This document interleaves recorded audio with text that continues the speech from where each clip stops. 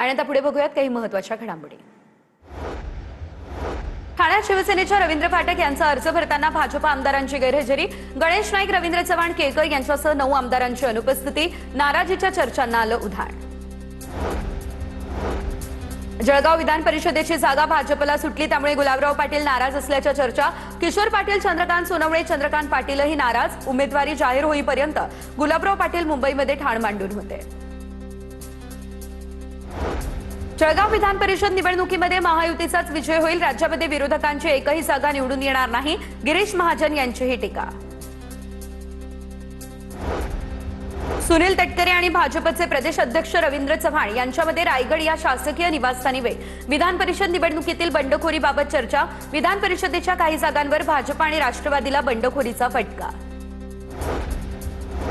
रायगड विधान परिषदेवरून शिंदेंच्या शिवसेनेत अंतर्गत मतभेद। भरत गोगावले आणि महेंद्र दळवींमध्ये शाब्दिक चकमक। माझ्यासाठी पालकमंत्रीपद नगण्य, वस्तुस्थिती जाणून आरोप करावे, नाव न घेता भरत गोगावले यांचा महेंद्र दळवींवर निशाणा।